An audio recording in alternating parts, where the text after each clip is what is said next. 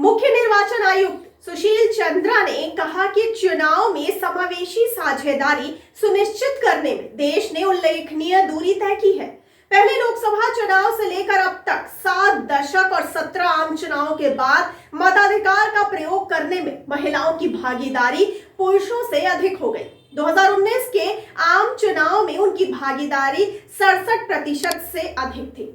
चंद्रा ने आगे बताया कि पर्दानशी या बुर्का पहनने वाली महिलाओं की मुश्किलों को देखते हुए अलग महिला बूथ स्थापित किए गए और ऐसे 27,527 मतदान केंद्र आरक्षित किए गए जहां सभी निर्वाचन कर्मी महिलाएं थीं।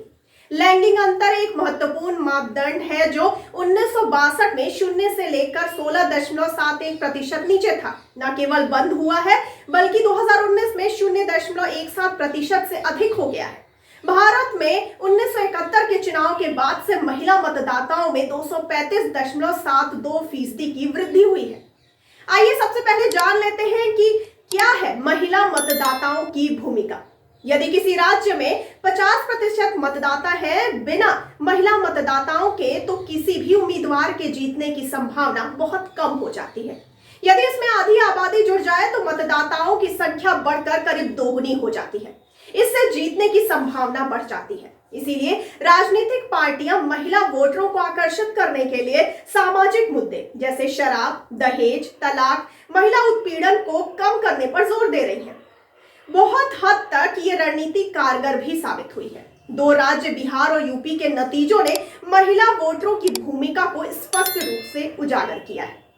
आइए अब जान लेते हैं कि महिला मतदाताओं की क्या क्या चुनौतियां हैं। महिला को राजनीति में भागीदारी का मौका तो मिलता है, पर महिला प्रतिनिधि अधिकतर अपने पति का प्रतिनिधित्व करती हैं। आरक्षण की वजह से पुरुष अपने घर की माता या पत्नी को चुनाव में खड़ा कर देते हैं। महिला सिर्फ एक चेहरा भर बनकर रह जाती हैं।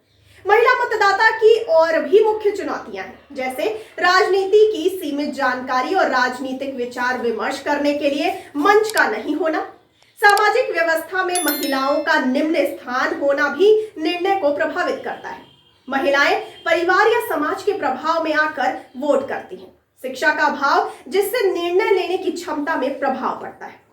महिला मतदाता सशक्तिकरण महिलाओं को वर्ग, जाति और महिला होने के कारण अनेक अवसरों से वंचित रहना पड़ता है।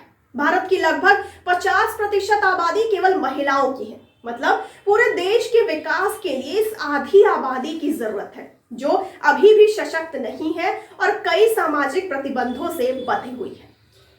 और आइए अब महिला मतदाता का चुनाव में सार्थक रूप से भागीदार बनाने के लिए क्या-क्या प्रयास करना चाहिए, इसको जानते हैं। कानूनी अधिकार के साथ महिलाओं को सशक्त बनाने के लिए संसद द्वारा पास किए गए कुछ अधिनियम हैं। एक बराबर पारिश्रमिक एक्ट 1976, दहेज रोक अधिनियम 1961, अनैतिक व्यापार रोकथाम अधिनियम 1956, बाल विवाह रोकथाम एक्ट 2006, लिंग परीक्षण तकनीक नियंत्रण और गलत इस्तेमाल के रोकथाम एक्ट 1994, कार्यस्थल पर महिलाओं का यौन शोषण एक्ट 2013 अधिनियम का उद्देश्य महिलाओं को समाज में समान स्तर पर खड़ा करना है। राष्ट्रीय महिला सशक्तिकरण अभियान 2014 भी इसी प्रयास की कड़ी है। भारत सरकार ने राष्ट्रीय मतदाता दिवस और मतदाता जानकारी सूचना और शिक्षा नेटवर्क जैसे मंच के द्वारा मतदाताओं को अपने अधिकार के प्रति जागरूक करने का प्रयास किया है। महिला मतदाता का चुनाव में सार्थक रूप से भागीदार बनाने के लिए इन बिंदुओं पर ध्यान देना होगा।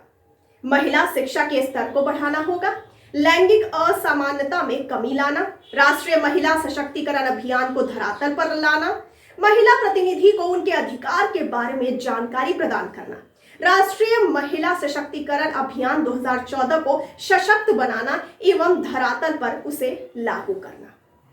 तो आपको इस बारे में ये सारी जानकारी कैसी लगी, हमें कमेंट बॉक्स में कमेंट करके जरूर बताइए और साथ ही साथ अपने विचार और प्रतिक्रिया यूं ही हमसे साझा करते रहिए और देखते रहिए द फुलझड़ी। और मुझे दीजिए इजाजत। धन्यवाद।